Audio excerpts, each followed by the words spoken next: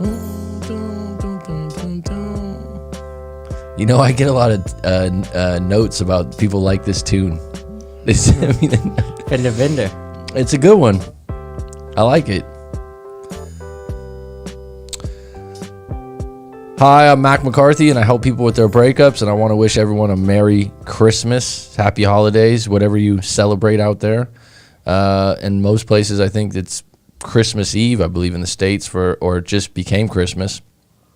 For me, it's Christmas Day, 5 minutes to noon. And we're going to get into a few different topics. I gave the title, Should I Send My Ex a Merry Christmas? What's up, Tommy Willis? Merry Christmas. I put that title up because I think this is just something that's coming up for people right now. And there's people that I've talked to in live coaching sessions that are like, they get to the end and it's so funny. You'll talk for an hour, you'll talk for 2 hours, and they'll be like, should I want one more question. I'm like, yeah, no problem. Would you have another question? Yeah. Should I send a Merry Christmas to them? Well, if you're hesitant to even ask the question, it means you're pretty scared to send them a Merry Christmas. MC, Merry Christmas. But it's a good question we can unpack because people do the same thing for Happy Birthday. Happy Birthday is a big deal to people, and I've had it on both ends as far as people saying, I can't believe my ex didn't even send me a happy birthday, or I can't believe, or should I send my ex a happy birthday? And so it goes both ways with Christmas, right? Like, should I send them a gift, or should I not send them a gift, or should I send my ex a Merry Christmas text? The thing about it is, if I'm going to send someone a Merry Christmas, I don't have any expectation. I'm just sending you a Merry Christmas. It's not like, well, I hope you reply. If I send Aleph a Merry Christmas and Aleph doesn't respond, I'm not going to be like, hey, man. Send you a Christmas? Yeah, like hey, man, yesterday I sent you a Merry Christmas. What's up with that? I wouldn't be hurt. I'd be like, for a millisecond, maybe the next day, I'd be like, oh, that's kind of weird. I didn't get a reply. But you'd be like, whatever. No sweat off my balls, right? It's like, no big deal, man. It's not a big deal. So that's how you say it to someone. If you're going into it for your ex to somehow like, oh, when I say that, that'll probably lead into me getting back with them, or we're going to be, back on deck. Merry Christmas, Dark Knight. Always a pleasure. This is one of those cases where don't send it then. There's consequences to having high expectations with anything in your life. There's consequences to that. I don't think it's bad to have high expectations, but in certain cases, but when it comes to a situation, and that's why I need to know your story to give you good tailored advice. But when it comes to your story, a lot of times, if you don't have some people tell me too, they go, I want them to tell me they hate me. I want them to tell me to never talk to them again.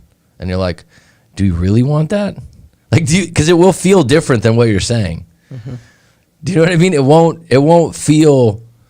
I just had a really good coaching session with a guy that I've done coaching with over a year ago, and he came to me originally out of it wasn't a breakup, but it was a friend zone situation kind of thing, and we ended up doing some multiple coachings, and he has a girlfriend now, and they've been together for a year. Really good guy. And he actually, you know what he did that was really smart that I should probably advertise for? He's in a situation where he's thinking of breaking up. He's thinking of it. But he's not acting on it, but he's just losing his patience with a few things. And I was like, you know what? It's so great that you talked to me about this, because let's unpack it. Let's talk about the shit that's upsetting you, because what happens is sometimes, and the reason I'm bringing this up is it was like, you know what, if we do break up, I'll be okay. I won't be that down. And I'm like, no. If you break up and you have a pretty good relationship, you will be down. It's not going to be, even if you're upset with the person, you're still going to, like, it's not going to be easy. Especially when you live with them. And so we went through the little temperature scale where I was like, on a scale of 1 to 10, what's your attraction? He's like a 9 or 10 intimacy attraction. I'm like, on a scale of 1 to 10, what's your connection and chemistry? He's like a 5 or 6. And I go, what's trust? He goes, oh, a 10. That's pretty good. That's a pretty good relationship. because your chemistry and connection can change. It can go up and down. It can get better too. And it was just really interesting because when we unpacked some of the things he had problems with, some of the issues that he was annoyed by, he came to realize that he was looking at it in a bad way, like in an uncomfortable way, and he wasn't looking at it from the point that maybe she meant something different in those altercations. And so when we got done, he was like, "Oh shit, I didn't look at it like that." And so there was multiple things that had come up that he had discussed about it. And then when we talked about it, he felt really good about the idea that this isn't that serious. We don't need to break up. So it was kind of nice.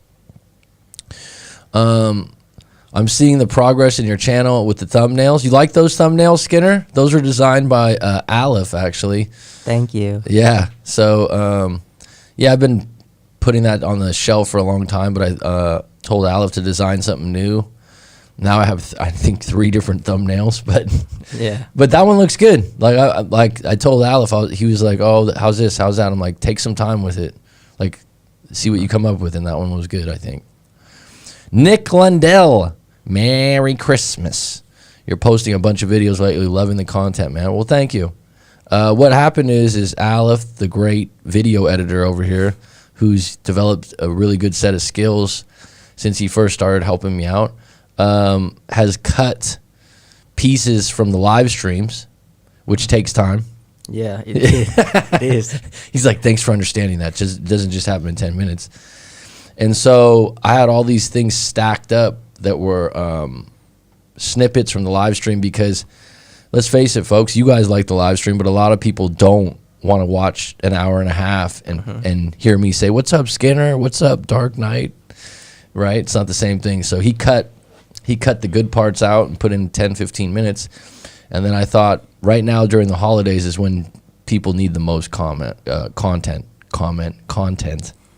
right? So, and the animated ones is something new. If you've seen, we did a few different animated ones. Those are getting better. Danny has taken on Video Scribe, which is a application where you can make animated videos. So this is something cool because they're both developing a new skill on editing in a time that's kind of economically tough in the world, right? Yeah. Not easy to get a job here right now. So they came to help me out, and they're not getting paid a lot, but they're learning some really new skills. They're getting paid, but not a lot. And I just want to say I appreciate you guys both helping me out. Sincerely. And it's really nice that you notice that, Skinner. I appreciate it because they're doing a lot of stuff here. So, Philion Ryan, okay. "Hey, man, so my ex reached out to my dad on Christmas, but not me. Why does she stay in touch with him?" Well, I need to know your full story. You know what I mean? I'd have to know, like, what happened in your breakup, what your relationship is. But it's, it's very common if you guys were together for a long time and someone has a good relationship with your parents, how are you guys hilting my name? What's that mean, Dark Knight? I'm a little confused. Going back to Philly and Ryan. Yeah, like I need more information to answer that. But bottom line is, if your ex had a good relationship with your parents, I remember the breakup that I always talk about. My girlfriend was 5 years. We lived together for 4 years. We were really close. And we even lived for a period of time in the same house as my mom and my sister, which everyone helped each other out, and it wasn't a problem. It was actually like very nice family time. And so she was close to my mom. And my mom actually during the breakup was very neutral, never said anything bad about her, kind of was not on anyone's side. And later on, years later, my mom was like, yeah, she reached out to me a couple times, but my mom never said anything, which was a good thing because my mom didn't want to like make me feel like, because she just sent her a Mother's Day card, I think, and she sent her something else. And looking back, I don't mind at all. But at the time when you break up and if you're salty about something, you might read into it. So it really depends on the relationship they have with your parent. The problem would be if they just reach out and go, hey, Merry Christmas, Happy New Year, hope you're well, hope you and the family are well, and sincere. I think that's kind, I think that's nice, and I don't think you should have a problem with that. If they're not contacting you, that's probably meaning that they anticipate if they did contact you that there would be some friction. Does that make sense? That you might misinterpret it as them wanting to get back together, or the way you broke up, they don't really want to talk to you, but that doesn't mean they don't like your parents. And so the problem is when people go to parents and they start bad-mouthing you to the parents, like, oh, Ryan's a narcissist, isn't he? I've had people come on, like, I talked to the parent, like, or they go to the parents to get the parents to back them up. That's pretty weak. And a lot of times, if they're really nice parents, they might agree with you, but deep down, they're always going to stick with blood. They're usually 90% of the time they're not going to go against their kid, even if they say it to your face. And people go, well, the parents agreed with me. I'm like, whatever. They're still gonna, even if their kid's a jerk or their kid went to jail. Most they had that kid since they were a little baby. Do you know what I mean? It's totally different connection. They're not gonna be like, yeah, I know, my son's an asshole, this and that. They might agree with you, but they're still never gonna take your side. They're never gonna, you can vent to them. So my point is if they reach out, they do a Merry Christmas, and they just say Merry Christmas, Happy New Year, I think that that's fair if they had a relationship before. Nick Lundell says, would a relationship usually be looked back upon in the positive if we had 5 good years together, then the final year was not great, which led to the breakup? You know what? Coming out of a 5-year relationship, my relationship was just under 5 years that was a bad breakup at the time. I look back on it and I go, wow, we had a great relationship for 4.5 years. It was good. I don't sit there and go, go through the thoughts, but there's no bitterness. There's no anger. It depends on how you broke up and what happened. If you had 5 good years and they cheated on you and you walked in on with someone, I don't know if you can get over that and feel like, oh, they were a good person. So it depends on what happened. But whenever you have a good relationship, that's a reflection of you. That's not luck. That's not like, oh, I got lucky when I met this person. It takes 2 to tango. And so if it was good, it's more likely that you'll have a positive outlook, sure. And what really helps you be more positive is if you meet someone else. Yeah. Because you prove to yourself, I don't need them. And when you don't need them, you can look at them in a light way, sort of like, that's okay, whatever. And I ended up better off. I mean, each time in my life I've been single and then had a girlfriend and then broke up and then been like, whoever was the new girlfriend, I felt like it wasn't necessarily that the person was like, the woman was so much better, but it was a better fit. Like it lined up. It was great. It was good. It was great, right? It's like Aleph asked me, what's better, single or in a relationship? I'm like, beginning of relationship.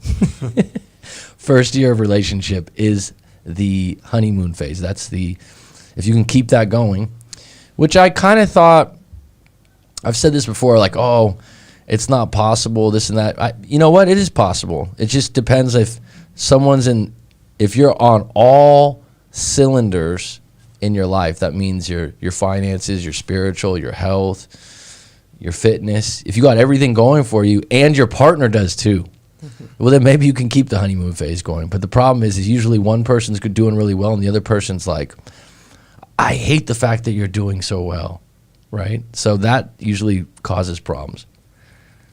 40 kid. I want to say Merry Christmas to my ex, but I don't want to stall progress of my moving on. I'm too emotionally dependent on the outcome of the text. Okay, right there, don't do it. If you're emotional, if you're sending the text and then you're going, oh shit, what did she didn't text me back. It's been 5 minutes. Don't do it then. Go out and get some exercise, go out for a run, get extremely active. Do not sit on your couch and watch TV. Get extremely active. If you send that text and you're emotionally charged by it, that tells me that you feel like it's... And here's the weird thing. that anxiety, if she did respond positive, you still might fuck it up because you're going to be like, you responded. Merry Christmas. You might be so excited that she said Merry Christmas back that you come off as desperate and you start, how's everything going? What have you been up to? You know what I mean? So if you're not ready to even send the text without any expectation, I would say don't do it. They have had healthy conversations throughout our 6 months of breaking up, just caring about each other. But I thought when you're done with someone, you're done with everything. Well, that's what you thought, but that doesn't necessarily mean that's what she thought. This is the thing I come back to again and again. Everyone looks at the world the same way you do. It's not true. Your ex has a different experiences, different outlook.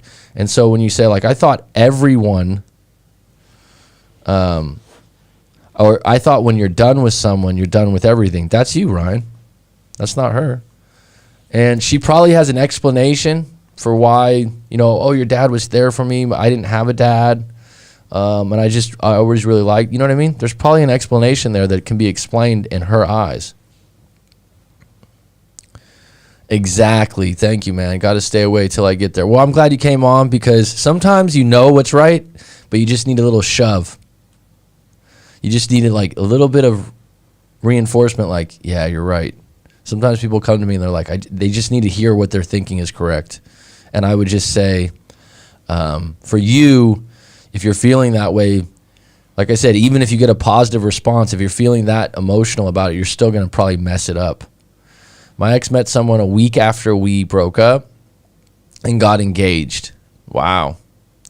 All in 6 months. He has texted me a week ago how well he is doing. I'm in the place where I don't need him, but holidays make me miss him. Of course, I mean,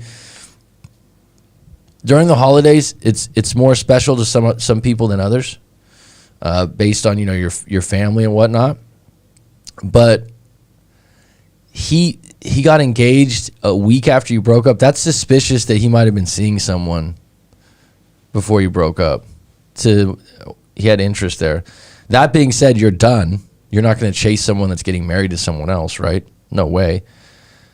He has texted me a week ago. Did he text you because you texted him, or because to me, to get engaged after you broke up and then I just want to let you know I'm doing so well now is fucked up. I wouldn't do it. If that was me, and I've had situations where I've reconnected, maybe talked to an ex or something, and they're not doing really well, or they're not with someone new, I won't rub in my new relationship and how great I feel. I'd have more of a neutral conversation, but I wouldn't want to go out of my way to say, I'm doing so great right now. It was out of the blue? Well, then that's suspect. What did the text say, my MC? See, you always want to look at, it's funny because I was in a live coaching and someone was like, Corey Wayne says, look at someone's actions, not their words. Words fucking count. What people say to you counts.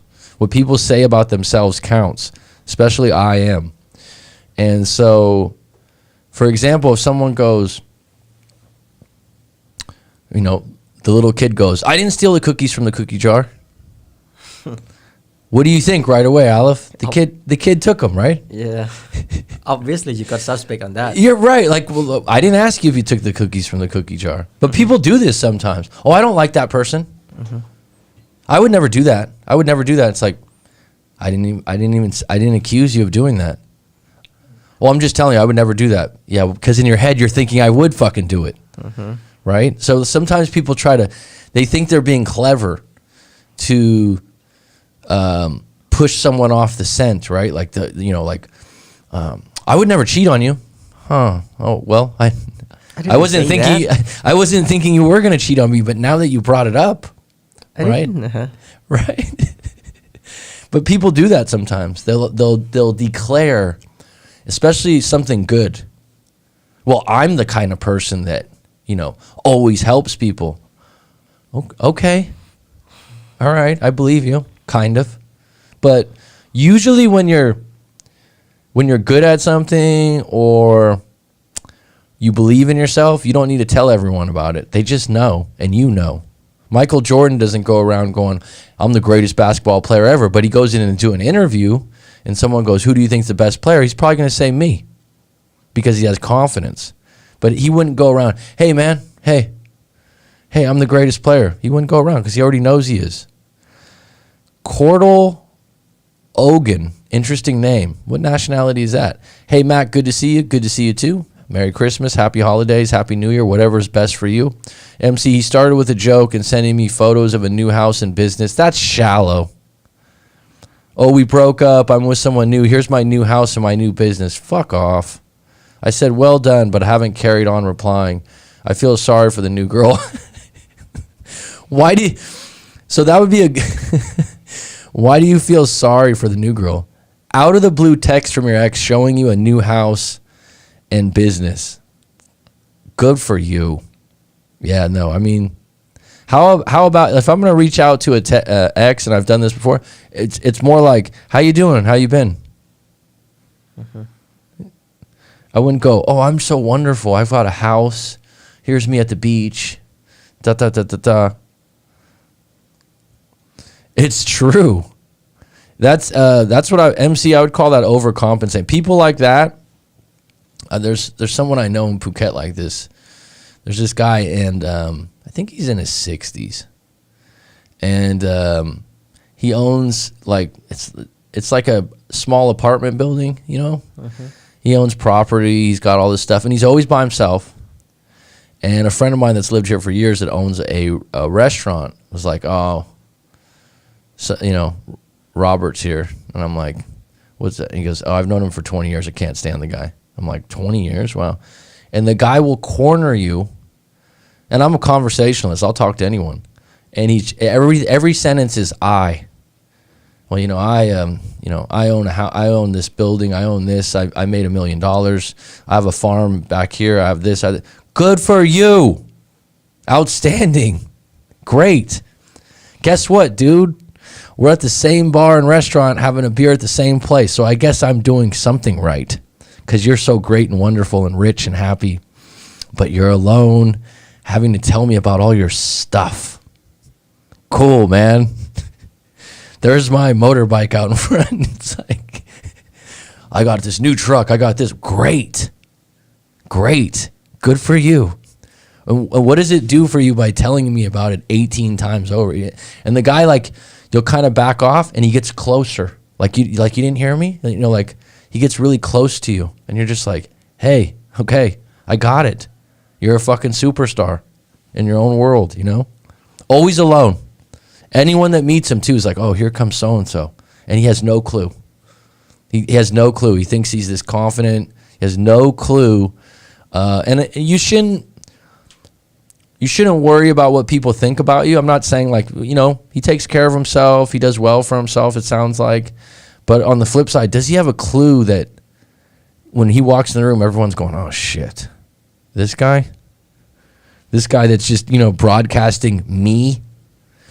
And MC, if someone was an ex and they're like, oh, let me show you the pictures of my new house and I lost 15 pounds. Great update. I would prefer, how you been? Everything okay? I would rather have to strain that news out of you than have you like plastered on a wall. That tells me that something isn't right and they're hiding it. That they're trying to show off because deep down inside they don't feel really good about what's going on. It's a bad approach. How old is this individual, MC? Cordell Ogan, Swedish. Cool, man. Are you in Sweden right now? Mom had a Volvo when I was young, so that's my connection to Sweden. Volvo wagon. We actually, in Phuket, we have a lot of people from Sweden. Actually, last night I was at a Christmas Eve dinner party that it was only 2 people I knew there, and there was about 5 other people, and there was one gentleman that was from Sweden. Really nice people, actually, in my experience. I'll talk about that in a moment. It was kind of interesting because whenever you meet people that you've never met before at a dinner or something like that, it's so funny, the generalizations. They were like, oh, you're from California?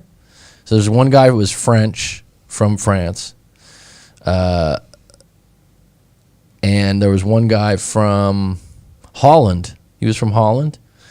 And the other guy was from Sweden, and I believe they all lived in Bangkok.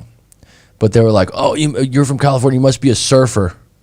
No, And the French guy was like, oh, there's a lot of gays in California, a lot of gays. You gay? And I'm like, no. And here's the funny thing. I'm like, are you a baker? Do you have a bakery? And he goes, yeah, I do. The French guy. I go, do you make croissants? And he was like, I do, actually. It was kind of funny. And the guy was, quite short. I was telling Aleph this story earlier. And he was like, what do you do in your free time? He was very judgmental. He was, I do a keto.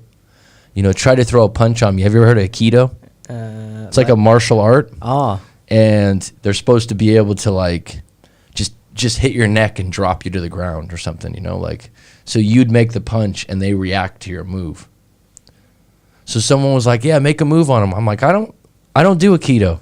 I'm not a dummy. Like, I'm not impressed, Good for you. You do Aikido. Cool. Mm-hmm. And he was doing like these moves in front of everyone and stuff. Right? Short guy, right? So he, after he made a couple comments to me that were kind of arrogant, I thought, but whatever. This is funny. So he's like, yeah, I ride a Harley Davidson, man. I love the Harley. I'm a rider. I'm like, well, did you have to get a bike that was smaller for a Harley Davidson since you're so short? And he's like, what? What do you mean? And I go, well, I'm just guessing and I was giving him a hard time because earlier he was making these comments about California and everyone's gay and this, being very pompous. And so when I said that to him, he's like, what? And I'm like, well, you're pretty short. I don't know if you could fit on a full-size Harley. And I said it dead serious. Mm-hmm. And he's like, no, I can touch the ground on the Harley Davidson. I said, did you have to change the handlebars? And he's like, yes, I did. I'm like, well, there you go. That's it. And he's like, I was just giving him a hard time, right? But here's the funny thing. So he's digging about, what do you do, this, that, and the other. And I don't always bring it up. And so after talking to him for a little while, I said, oh, yeah, I also do breakup coaching, and I have a YouTube channel. What? Really? Let me see. Post. Oh, wow. Okay. I'm like, oh, just do that. His girlfriend comes over, and she checks it out. I said that, and he goes, okay, let me ask you something. This guy's like in his 60s, thinks very highly of himself, right? So let me ask you a breakup question. I said, okay, here we go. Someone's going to ask some question what's going to be the answer, Aleph? Please send your story in to writemac.com. Yeah. Because when you ask me this question, I don't know your story. So how do I give you any advice, dude? Mm-hmm. Right? It's like Aleph, go bake a cake. And Aleph's like, what ingredients do I need? Yeah, what kind of cake you want? Then? Yeah, exactly. I'm like, so he goes, he gets really serious. Mm-hmm. Like he's being vulnerable. He's like, actually, I had a 6-year relationship and she just left. So tell me why. And I'm like, you didn't get any hints, huh? No idea. No idea why. I go, I bet you're not a very good listener then. Because usually if someone leaves and you were with them for 6 years, you have some idea, but you don't like it. No idea. No idea. I have no idea. 6 years, she never tell me why she just leave. 6 years. So tell me, you're the breakup coach. Tell me what happened. Why? I don't know why. When he does this. And I was like, I need to know the story. There's no more story to it. We were good. But she's, he says, but she's the passive aggressive. Do you know what that is, Aleph? Passive aggressive means like, and this is actually in American culture very common. You don't like confrontation. Confrontation is like an argument. Uh-huh. And so instead of saying like, hey, I don't want you to use that bathroom, you'd go, oh, you used the bathroom again, huh? See, it's not direct, it's indirect. Instead of me just going, I don't want you to use that bathroom, or I don't want, okay, if you have a girlfriend and she leaves the fridge open, one of my ex-girlfriends used to do this. She used to leave the fridge open when she'd get stuff. And you know, it's electric, it's stupid, whatever. Instead of going, hey, close the fridge, or closing the fridge yourself, you'd go, oh, you left the fridge open again? That's passive. It's not direct. So like sometimes you'll hear me go, I'm just being direct with you. I'm not angry. So then I'm not passive, because people that are passive aggressive, they never get what they want. They just keep complaining. Sarcastic. It's like sarcasm, but it's also like, I can't ask you directly because I think you're going to get angry at me. So going back to this guy, he was like, oh, I think she's passive aggressive, you know, this or that. And I'm like, you were with her for 6 years. There were some hints. You know what a hint is, right? Mm-hmm. There were some kind of clues of why she was unhappy before she left. Well, no, I don't know. And I'm thinking, that's where your arrogance comes in. That's where you're thinking about yourself too much. You're not listening then. Someone's going to show you in body language or words, and usually after the breakup, you'll kind of go through your mind and go, oh shit, that was a moment when she said this. Oh shit. I didn't even think it was a big deal when she told me, I want you to have a career, and it seems like you're just getting by. And you look back and you're like, she was telling me to get a career, and it's important to look at the future. And for the next year, I worked at 7-Eleven, right? Which is up to you. But my point is, you'll go back through the Rolodex and you'll be like, oh shit. And then he had none of it though. He's just like, no, I don't understand. I don't know why. Well, then you just think, then you're not, like I said, you're not listening to her. He's like, no explanation, 6 years. By the way, that also tells me that you didn't have a very good relationship. Even though the relationship lasted 6 years, for someone to leave without an explanation means you had bad communication, and maybe they didn't think you could handle the truth. As the great Jack Nicholson said, you can't handle the truth. It's not just being passive aggressive. It's possible, because he's like, oh, she didn't want to face it. But there's got to be something, if you were with someone for 6 years, where you're like, I'm pretty sure it was this, or I think it's that. And the first thing you think it is usually correct. But if someone leaves me after 6 years with no explanation, no idea, maybe that's not the person for you. But I got to believe, like, you had a part in that person leaving in that way. They must not be comfortable telling you the truth. They must not trust you being able to react in a mature way.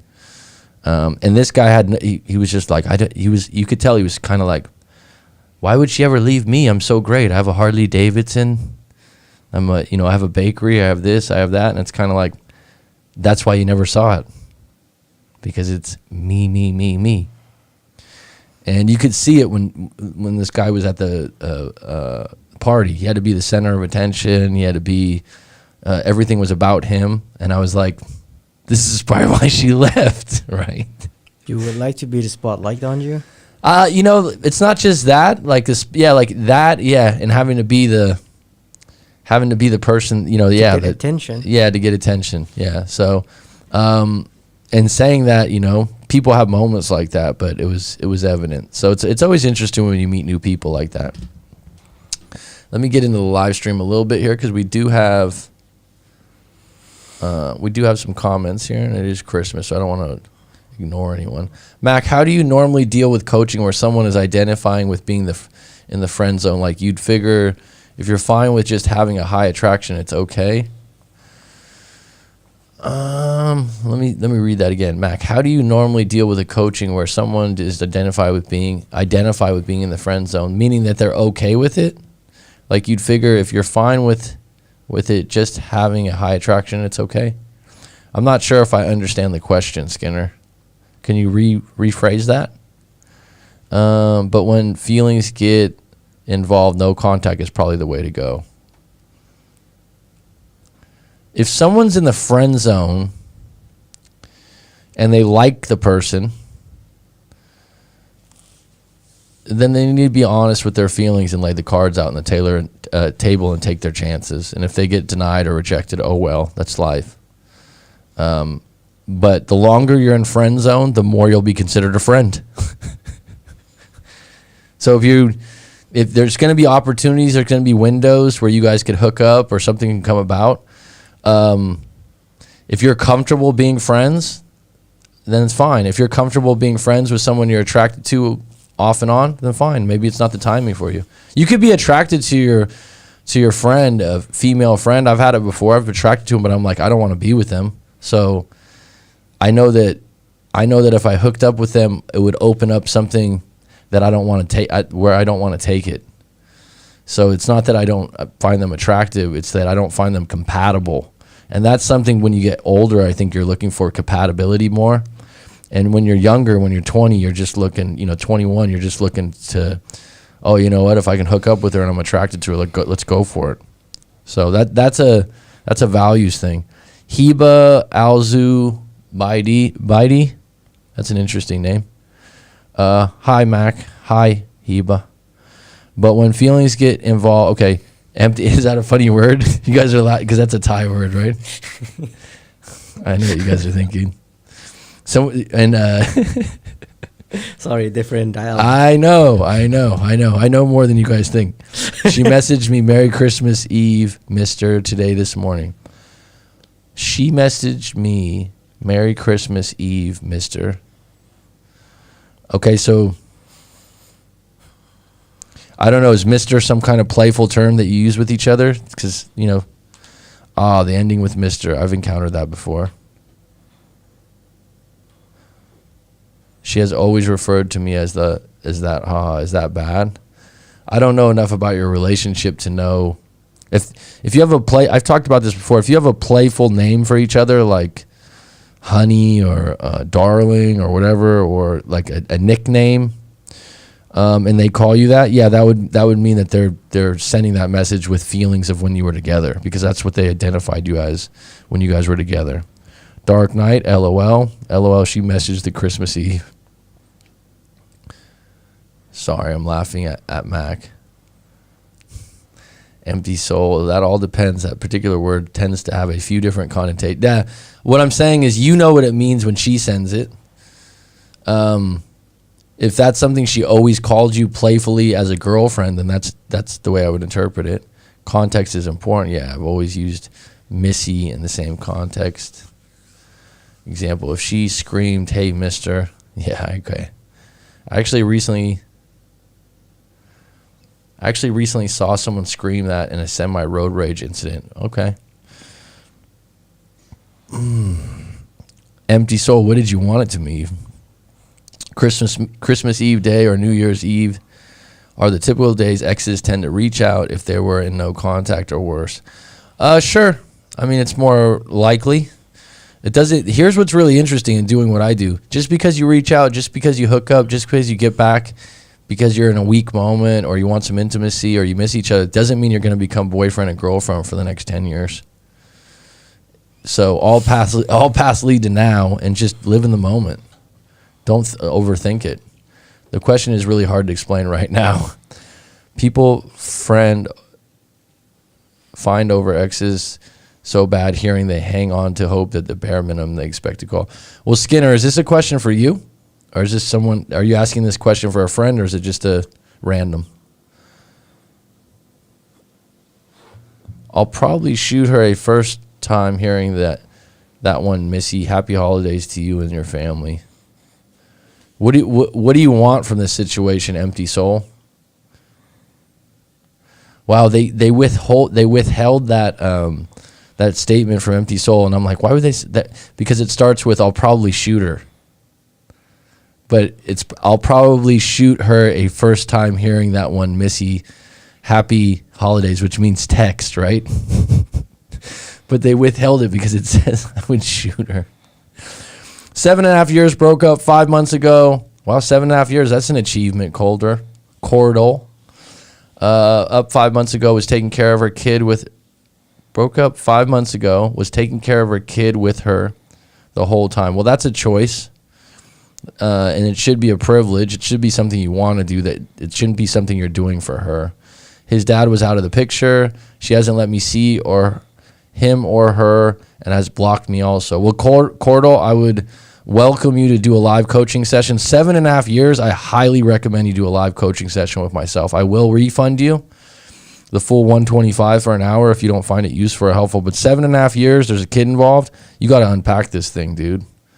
I can give you like little snippets right now, but that's a lot. That's a lot to talk about. Honestly, Mac, most people ignore what you just said and base all their attraction on looks and ignore red flags like a history of cheating. Oh yeah, Skinner, I'm 39, dude, and like I said, I wouldn't trade my wisdom at 39 for being 21 again. I mean, I'd like to be 21 again, just for the youth. But I'm not one of those, oh, I wish I looked 21 again. I don't get like that. I feel good about the way I look now. I feel good about a lot of things. But yeah, that's just a difference in time, right? But you realize that after a couple exes that you're like, oh. But I'll be honest, the girlfriends that I've had friends be like, you're really picky. Yeah, because I filter for certain things that are compatible with what I like. I'm not just, oh, she's hot, right? We all have that, and that's cool. I think that's ego-driven a lot of times, because show me a really good-looking woman, and I'll show you a guy that's tired of sleeping with her probably, right? That's the old, have you ever heard that statement, Aleph? No. Alice's face is like, what? I haven't heard that one before. You never heard that before? Show me a hot woman, and I'll show you some guy that's tired of sleeping with her. Oh, shit. Because the point is that everyone, if you're with someone long enough, you'll get sick of them. No matter what, right? Mm-hmm. Like you'll meet a guy, and you'll be like, you broke up with her?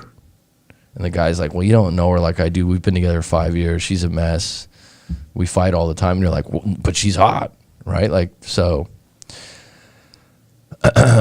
Bertrand Chin. Interesting name. Bertrand Chin.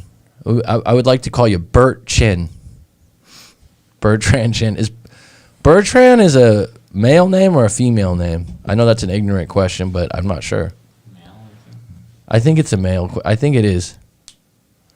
What if I broke off with her and got dumped back, and it's been 2 months? She used the text to ask about some restaurant, but the chat died, and 3-year relationship. Should I reach out? It's a French male name. Okay, thanks for clarifying that. Bertrand, cool. Bertrand, this is a little choppy the way you're telling the story. Skinner said, I'm just trying to prolong the live stream by making you explain stuff. Thanks, Skinner. That's really kind of you. Donations are welcome, by the way. It's Christmas if you guys want to throw some bread on the table. If not, it's okay. I'll keep going. 14 on deck, 5 likes. I appreciate it. And Skinner, I do appreciate the questions. I always like your questions. I'm going to read this one more time because I'm a little confused. What if I broke off with her and got dumped back? So you broke up with her and got dumped back, and it's been 2 months. I'm confused. She used the text to ask about some restaurant, but the chat died. So do me a favor, Bertrand. Take like a moment to actually text with sentences and get your thoughts out, or send in your whole story to writemac.com, because I'm really confused about what happened here. Not a great time to shoot people. People X. I'd like for her to put forth a bit more effort than myself. We've met up once in 2.5 months. She confessed her feelings 2 weeks ago, but no meetup. Okay, so why would you want her to put more effort? Is that just the way you feel vindicated or validated, and do you think that that's who she is to do that? A lot of people are stubborn when they make a decision, so they don't want to go out of their way. You're going to have to meet her halfway probably. Man, Rob, sometimes I wonder if something is wrong with me, because I agree with what you're saying, but I don't feel sympathy for some cases where it's so obvious they've accepted BS circumstances. Well, you don't have to feel sympathy for anyone if it's not genuine. You know, That's Skinner. That's just because you have a different set of life experiences, so you're just seeing it from a different place. You don't have to have sympathy for anyone that ignores the red flags, knowing what they are. It's funny you said that, because I just met someone recently that's like a friend of a friend that had a bad breakup, and it was evident. There was a huge age difference. There was like a 20-year age difference, and it was about money. The woman was like, "You need to help me out with my family," and she didn't have a lot of money. She didn't have a lot of skills. It's not her fault. That was evident in the get-go, and this guy's like, "I can't believe she left." It's like, anytime you have, I just did a video on this recently about the age difference thing. Age difference, like when you get to 15, 20 years, it can work, but the odds are against you. It's less likely that you're going to be long-term partners. And the guy's always left holding the bag, because the guy's like, "This is fucking outstanding. I'm 50 years old and I got a 25-year-old girlfriend. Cool. The reality is that there's a lot of room for error in that situation, and she's choosing you 25 years older for a reason outside of high attraction. Even though the guy that's 50s goes, I look good for my age. He'll be like, "Oh, I look good," but she's still choosing you for something else. And if it happens to be money, which is a real thing, then you better keep earning. You better keep providing it.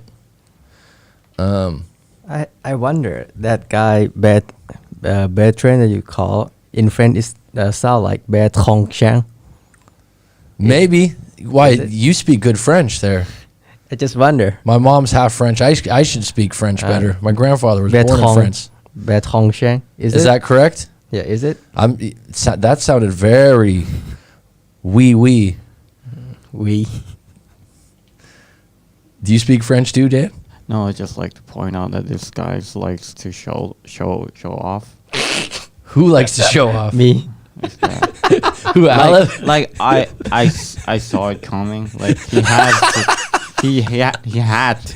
Like, he had to do the French accent? yeah. I just wonder. Like I knew it coming. Like I was like, why is Danny looking like, oh, what the fuck? Like, that sounded very French, though. Mm-hmm. I will give it to him. I just wonder. He was tickled by it. He was just like, he was waiting for an in, like, hold on. Let me show these guys. It's time to shine. Good. There's room enough. But that's why there's extra mics. No problem. That's funny. It did sound pretty good, though. But yeah. I'm just curious. I thought he was gonna weigh in on like the guy's story or what's going on, but it was like, let me just show you guys my French skills. I just wonder, cause just wonder. Is it? We got to get the camera set up at some point. No. We got the equipment. Yeah, that was funny. It was my choice. Loved doing it. Felt like I had a better life when I was with them. Good. I mean, whenever there's a kid involved, you have to like the kid because there's not built-in unconditional love. So if you like the kid, it's a privilege. She told me her and her son were moving out, needed some time to themselves. Cordo, may I ask if there was a large age difference between you and this woman?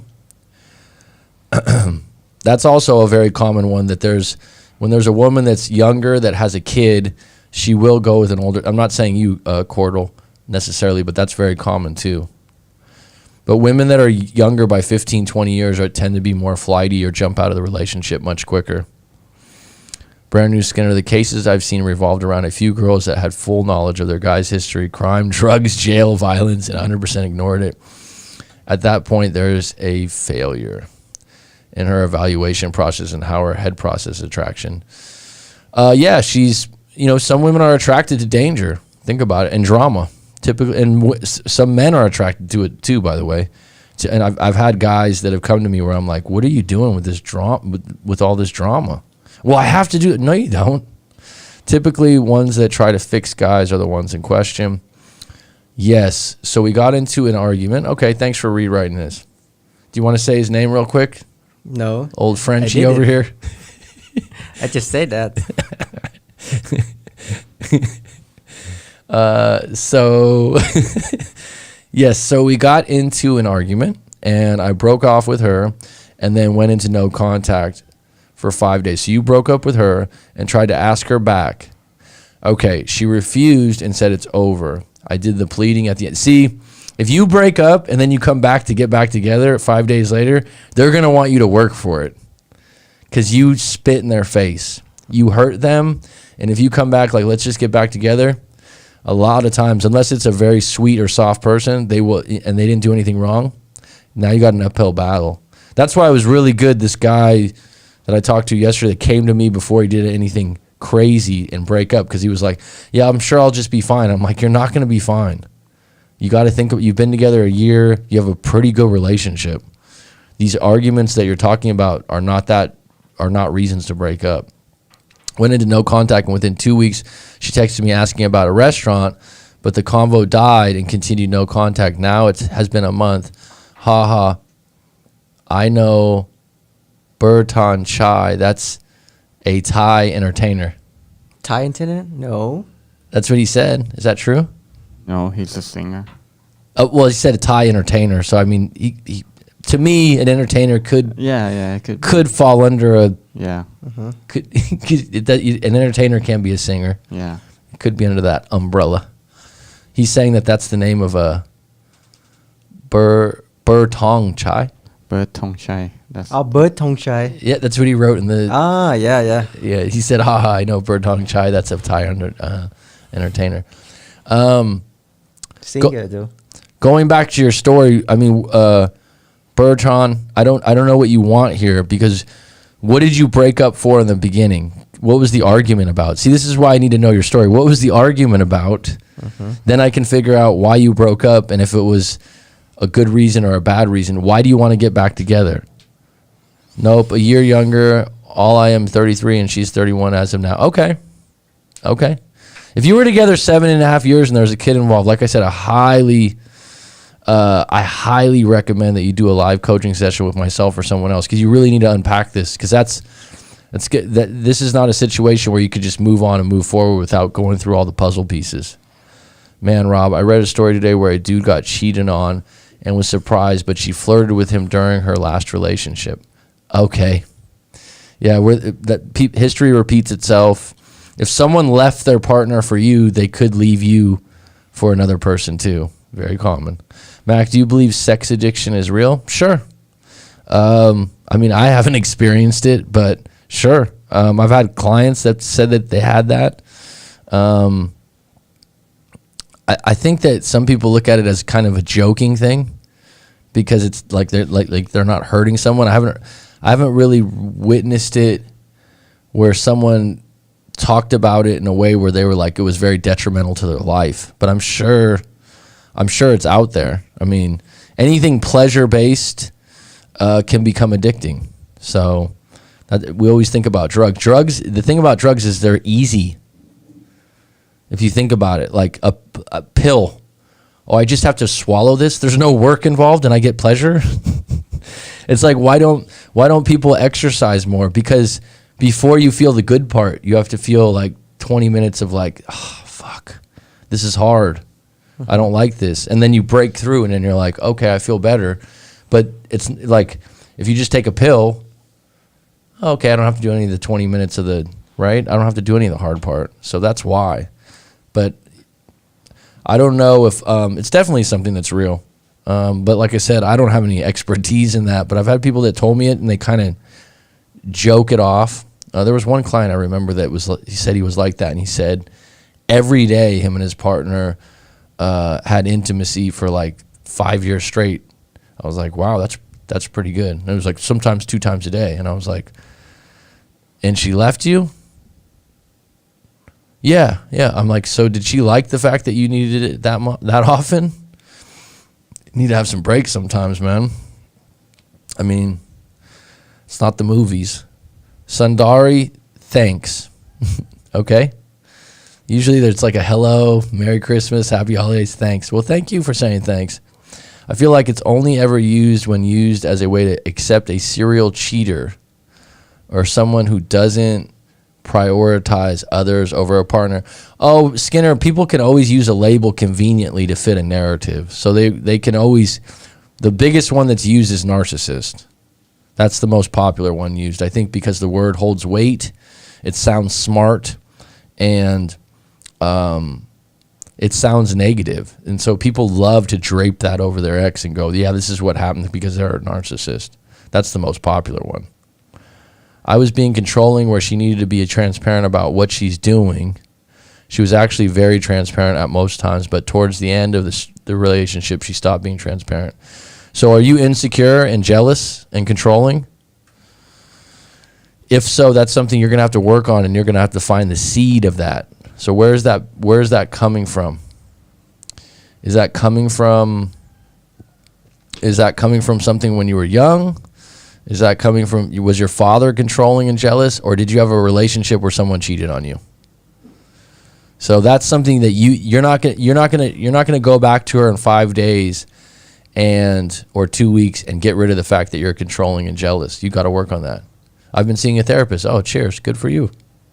Has it helped? I've got to go now. Text my ex, have a happy Xmas. Joking. Have a great Xmas, Mac, and everyone. Thanks, MC. Cheers.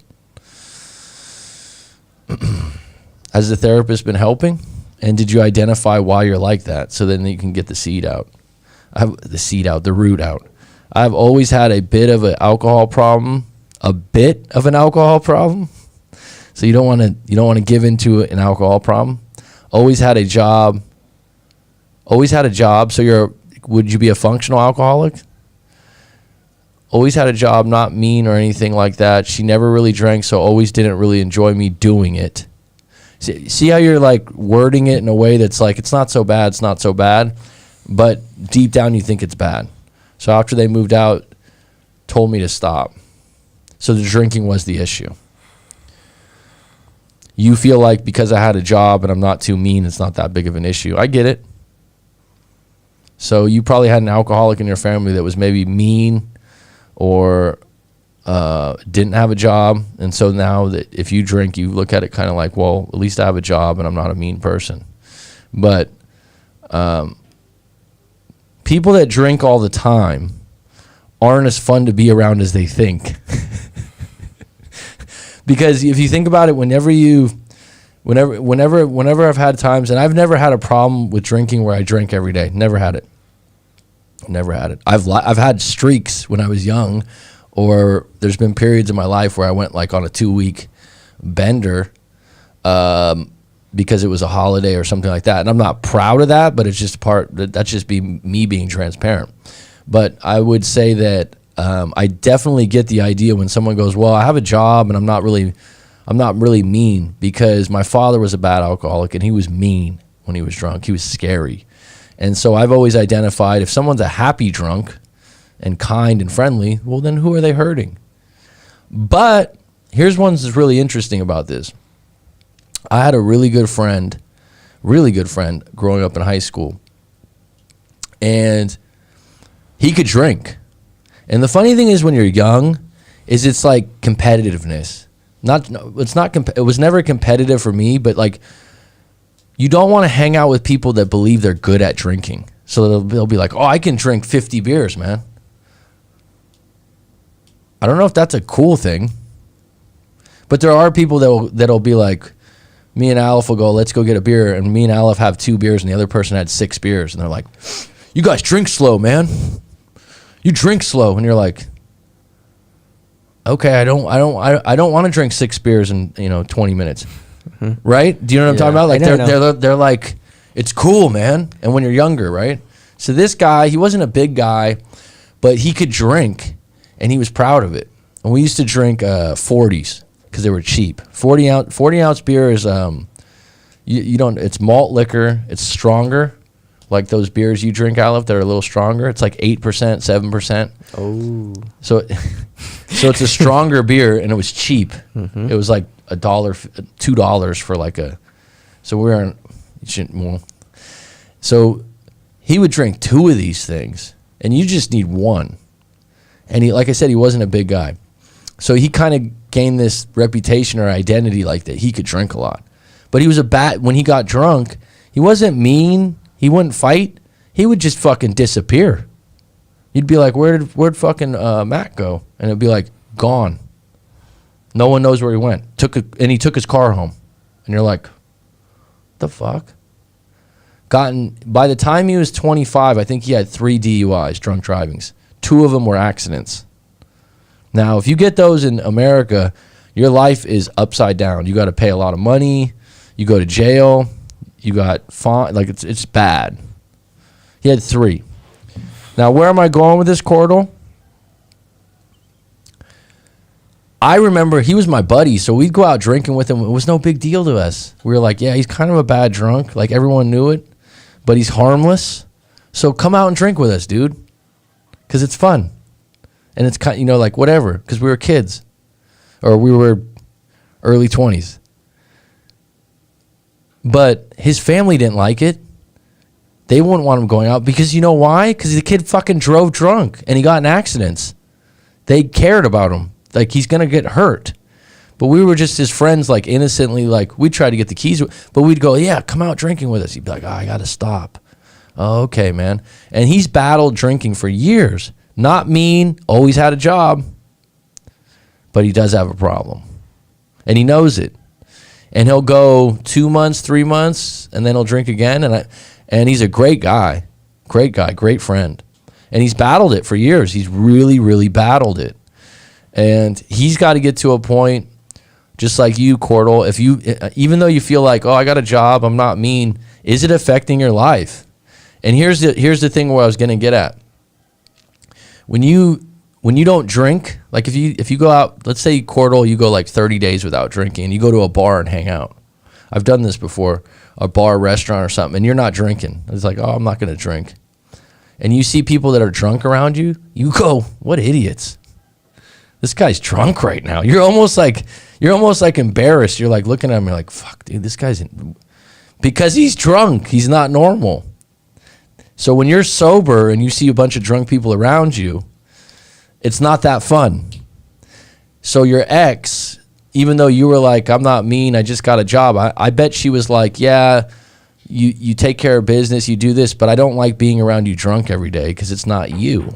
You're not at your best. Does that make sense?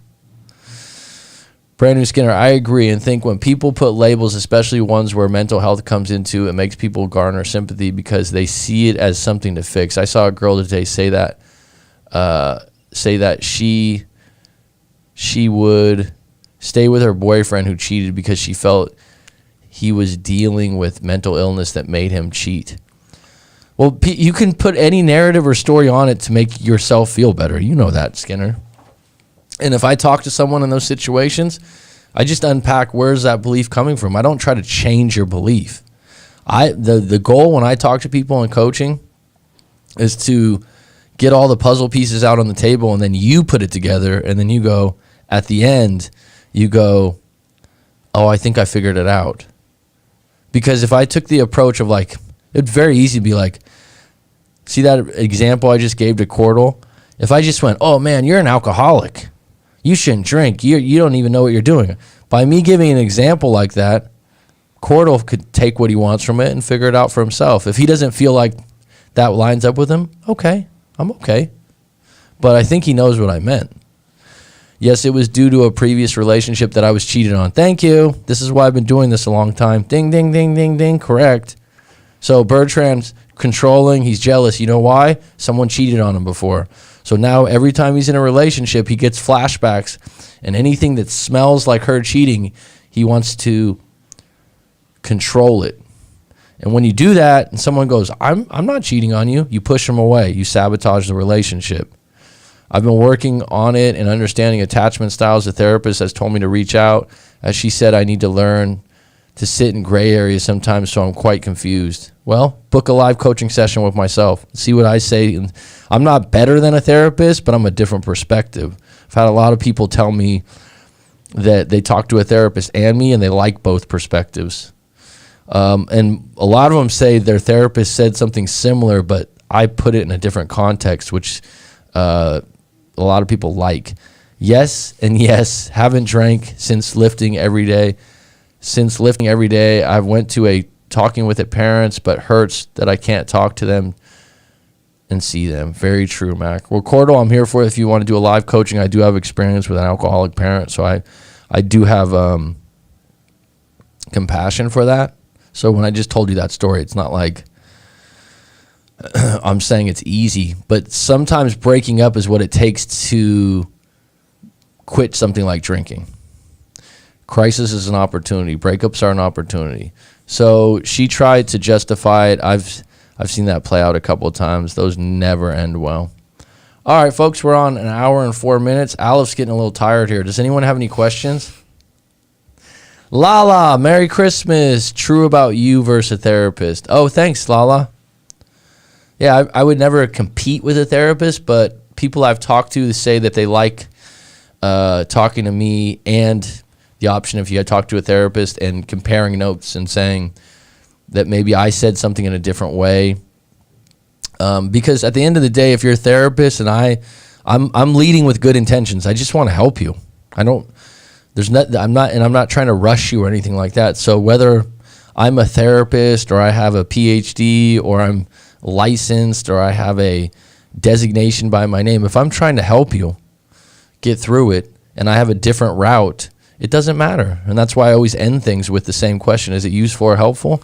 Even if I've talked to you 3 or 4 times, because I want you to reassure yourself, yeah, this was actually useful and helpful, not just for me. Yeah, Max, she said that he cheated on her 4 prostitutes and that he was addicted to porn. She said that she viewed his problem as an addiction and that she would support him in recovering like a drug addiction. Well, that's a choice, Skinner. It's a choice. If that's how she wants to look at it, I'm sure here's the thing.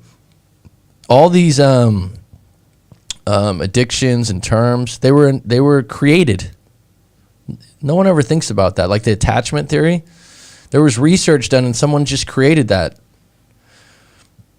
It's not math. Like math is like the incredible thing about math is I'm in Thailand and someone would go 2 + 2 is 4. Like we would all agree on that. Like there would be no one in the world. If someone said 2 + 2 is 7, people would go, is this person an idiot? Yeah, so we all agree on math. Like it's just universal. And I'm not a mathematician or anything like that. Words and terms and stuff like that, that's what's really interesting when you learn parts of other languages. Like the way you would, like in Thai, they use the term basically like don't worry about it, Mai Bin Rai, all the time. You do it you do it for everything. Like don't worry about it. No worries. Like in parts of America, like in New York or San Francisco, and like in cities, if you did that all the time, people would be like, "Do you care about anything?" Oh, really? But it's cultural because that's an important set of words to not be serious, because you guys value not being. You don't like being in confrontations. You don't like being in fights. You're not scared to have an argument, but you like to stay away from it. Would you say that's true? Like you don't want to get into, like if you go into New York, people are looking for it, man. It's like, what'd you say? You looking at me? It's like over here, if you were in Thailand and you had someone go, what are you looking at? The Thai person would just smile. Wouldn't they? They would, right? They'd just be like, they would laugh, because to them it's like, I'm not going to get in a fight over this. It's just cultural. That's just a culture thing. And that's what I'm saying about these words that have been created. I don't even think in Thailand you have a word for alcoholic. We have that, but it's not like. It's not the same thing, though. Yeah, we call that ติดเหล้า Does that just mean you drink a lot? Yeah, it just means you addicted at it. It is addicted. Okay. ใช่ไหมติดเหล้า You think it's different? What is it? Oh yeah, พิษสุราเรื้อรัง It's like the word of it is like It's like a medical term. Yeah. But it's not commonly used, right? Yeah. People don't just go, hey, my dad's an alcoholic in Thai. They don't do it. They'll more or less be like, oh, dad drinks too much. Yeah. Is that right? Yeah. Do you know what I mean by that? Where in America it would be like, he's an alcoholic. Like they would give the stronger tone. I'm saying here you'd rather give the softer one. And you wouldn't use that unless the person's like in the street or something, right? Yeah, unless that person is like Extreme. like designated by the doctor. Yeah. That's what I meant. Like Yeah. where in America, people will use doctor terms with each other. Where here you'd be like, I'm not going to say that about Yeah. my mother or something. You wouldn't use that term like, oh, mom's this. You'd be like, I'm not a doctor. I'm not going to say that about her. I'll just say mom drinks too much sometimes. Or mom drinks a lot. Yeah. That's what it would be. My only addiction these days are with my dates' breasts. They're spectacular. Good for you, Dark Knight. Mac, that's how I feel about a lot of labels put on stuff. It's like someone has a problem with something and they feel like it has justified with a term to validate it. Absolutely. Corda, I always thought she was trying to help me stop drinking by leaving and see what I do. So far, so good. Been 5 months, haven't drank. It isn't for them, but more for me to get me back. Cordial, I think that's outstanding. And I applaud you for it, and Merry Christmas, and keep it on, man. Maybe it was. And usually my father, when he quit drinking, when my parents got back together and we were in an apartment, he quit drinking to get back together too. So don't do it for them, but do it for yourself. And if they come back, it's a bonus. But let me ask you this. Do you feel better? A lot of people, if you've gone 5 months of sobriety after being an everyday drinker, you usually go, God, I just feel better. Why didn't I do this a long time ago? And if you said you're 31 or 33, this is a great age to quit, because I'll tell you what, as you get older, hangovers get worse. Like, I know it's insensitive, but a lot of mental angst seems to stem from people diagnosing themselves because they view their behavior as not normal. Like maybe some things are just human traits. I just believe that if you have a problem like depression, or you have a problem like anxiety, I don't know, because I don't know unless I experience it. So like depression, I've had moments in my life where I've been depressed, but I haven't had long moments. And I certainly haven't had moments where like clients of mine have said where they're completely stuck. Like they can't, like they can't do anything. Like they're paralyzed in their mind, if that makes sense. I don't think I've had it that bad, so I can't relate. And I can't judge you for that. What I would say is, at some point, are you looking for solutions? Are you looking for help? Are you trying new things? That's what I would say. And someone would be like, well, you don't understand how it feels. I'm not saying I'm not saying that. I'm saying, what have you been trying to do? Right? Like, what have you been changing? Because you got to change what you're doing to get new results. That's my point. And some of the stuff might not work. And talk to people.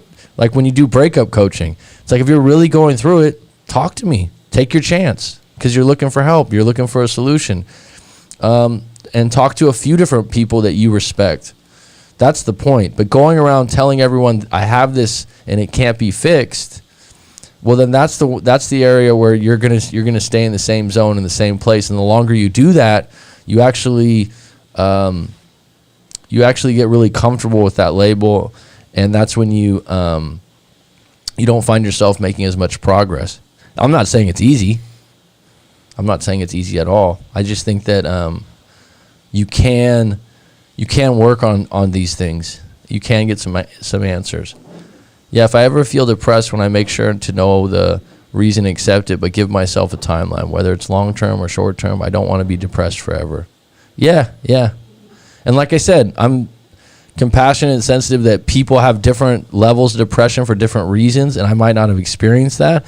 I'm just saying, at some point when you're going through it, and let's not just say depression, because there's bipolar, there's all these different things. There's narcissism, there's whatever, drug addiction. All of those things, if you're not happy with the result, as long as you're trying to get better and feel better, you're making progress. And give yourself credit when you do feel better. It's basically putting the responsibility of my mental state on myself. I got you. Put the vacuum on here, huh? Mm-hmm. What's the button that you use when you put on the incoming tone? The bad snacks. I have to connect with laptop first. By Oh, this it has line. to be this one. Yes. Oh, because when you guys weren't here, it wasn't working. When I went on by myself, it showed the rock and roll one or whatever. Oh. Ah, that's what it is, bro. Yeah. Okay. I was like, why isn't it? You know what I mean? When it shows the other one. Does anyone have any closing questions on this very Merry Christmas?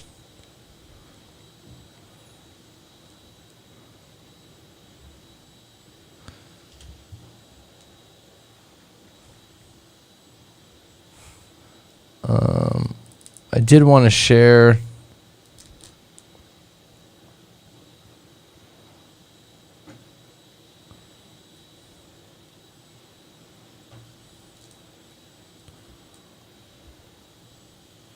What's your plans for New Year's?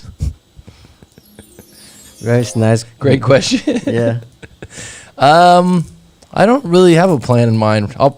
When I'm in Thailand, I always go to the beach. So I live 5 minutes from a really nice beach, so that never gets old. I was just telling Aleph today, someone that lives in Bangkok that I met yesterday is like, well, why do you... people from Bangkok or live in Bangkok, not all, but a lot of them are always like, why would you live anywhere else than Bangkok? Like, it's the greatest place. And I'm always like, I love Phuket where I live because it's got a beach and clean air, which is important. Any New Year's resolutions? Probably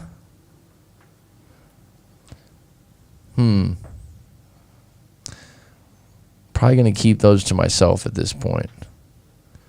Declarations. Write my book, which I've been talking about, but I've been told like stop talking about it. But I've got that's fucking high on my list. Very high, Nick.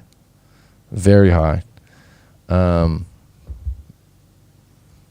thanks for asking that question because it's coming up. I really sometimes when you do the New Year's resolution, I think if you're gonna do it, you really have to do it and track it. You can't just go, oh, this is what I'm gonna do for the New Year's. You kind of have to implement it in a way that's trackable or you're accountable. So if I'm gonna do that, but the book thing's the highest on the list.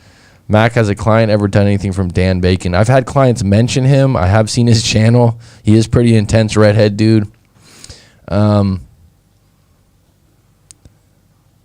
No, I get a lot of clients. They usually mention Craig Kenneth.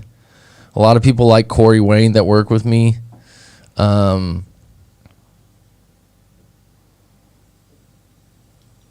And as people will mention other coaches that they've worked with, and like Craig Kenneth comes up a lot. I think that Corey Wayne, people would go to him more often. It's just that he's $1,000 an hour, so they would go to him. It's just a matter of price. And I've said before, I'm not hating on Corey Wayne for charging that because he can, and he's in demand. He's been doing it a long time, and he's popular. So, but yeah, Craig Kenneth's the other one, and people usually kind of give me a review of how that went compared to our coaching.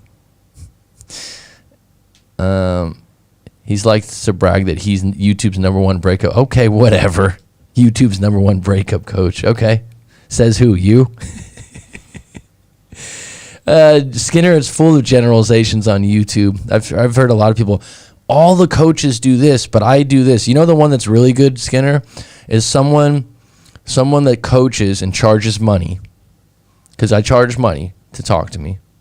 I'm not hiding that, and I have no idea when I say this. Is there anyone else that says I'll refund your money if it's not useful or helpful? Is there anyone else that does that? I'm just curious. And when I do a coaching with me, I'll ask you at the end, and people start to laugh, and they're like, "Yeah, it was good," right? Because I don't want, it's expensive. I don't want you to. And I've had other people go, "You could charge more, probably." Eventually, I probably will if demand gets higher, but I'm okay with where it is now. But I mean, my measure of what I do is, at the end of the day, if you tell me I did a good job, I helped you. I didn't cure you. I didn't get your ex back, but you're like, no, that helped. Well, then okay. I helped you with something, and maybe down the road I can help you again. Because at the end of the day, you want to get through something where I'm not carrying you. I'm not like creating something where you don't have to do anything. You want a situation where you just see things more clearly and you make some decisions moving forward, and I'll help you with that where your roadblocks are and point some things out or ask questions to unlock some things, and then you can make a really good decision on your own, and then feel more comfortable about those decisions. But this idea of, the one that I get from people is some other people, they tend to, well, you should be doing this, you should be doing that, you should be doing, especially people that follow a textbook or are trained in a certain discipline.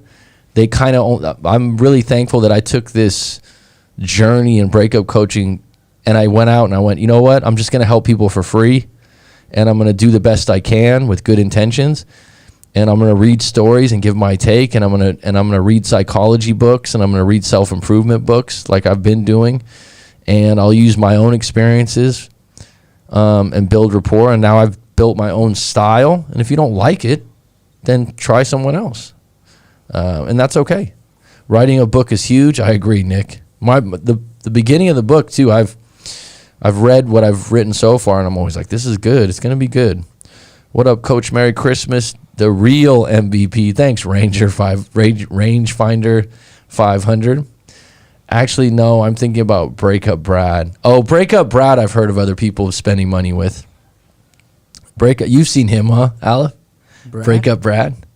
Hey guys, I'm Breakup Brad, and today we're going to talk about breakups. And if your girlfriend hasn't talked to you in 2 weeks, this is what you're going to do. Hold on, I got a commercial to give you first. If you go to my website right now and you buy 1,000 ways to get your ex back, today I'll give you 20% off. Okay, folks, back to it. If it's 2 weeks in and you've had a breakup, this is one of the ones he suggested. Are you guys ready for this? And he's like, this is something that you haven't heard anywhere else. I'm gonna, and he keeps leading up to, like, during the video, like, I'm not gonna tell you how you're gonna get your ex back, but I'm gonna give you this special, by the end of the video, I'm gonna give you this special advice that's gonna really help you. So he goes, I made a video about this like my first couple weeks of doing YouTube. He goes, so the advice is that your ex, so you text them. Ooh, nice one, Breakup. So you text them that if you're at a place that you used to go to. So for example, you're at Pete's restaurant, right? Like, and that's a place you used to eat all the time. So you text them and you go, hey, I just drove by Pete's restaurant, and then I'm going to go to Dillon Beach. How do you get to Dillon's Beach again? And he's like, what you'll do when you do this is you'll trigger in your ex the idea of the moment that you went to Dillon's Beach and Pete's restaurant, and then they'll remember how great a time they had with you. How great a time they had with you at Pete's restaurant and Dillon's Beach. And my thing was like, what if they respond with, because that's what it was. He was like, oh, how do you get to Dillon's Beach again? And I was like, what if they respond with, hey, use Google Maps? I mean, I was just like, this guy's really, but people want direct, like, someone will take that and they'll go, oh shit, you gave me a playbook. You gave me something I can do and I can follow directions. And they'll go, okay, I'm going to try that. But I'm like, it could work. Some ex would be like, oh yeah, oh my God, you mentioned the beach that we first kissed at. Oh my God, this is so wonderful. Could work. Sounds cheesy as hell to me. Wouldn't work on one of my exes because they would be like, this is out of character. Right? But he has this as a suggestion on one of his videos. Now here's the funny thing about it, Skinner. And here's where I'm going to say straight up, I'm not going to bag on another coach like that because I've had other coaches do it to me, and I'm like, you're going to judge other people that are doing the same thing, charging money because you think you're better? It's actually really weak. But there was someone on a live stream that breakup Brad came up, right? And she went off, and she was like, "Oh my God, I used breakup Brad. He was so great. I did live coaching." You know what? Who am I to say he didn't work for someone else? Do I think he's cheesy? Do I think it's funny to make fun of his voice a little bit? Yeah, it's funny. But would I tell people don't use him? No, go for it. See what happens. I mean, I'm biased. I think I do a good job. I think I go the extra mile. I have no clue how I level up to against someone else. And so for a coach to say, don't use this coach because I'm better, I would say, try us both and then tell me. You know what I mean? I don't know. But that particular little gem about, oh, how do I get to Dylan's beach? I was like, Google Maps? I mean, what is this, dude?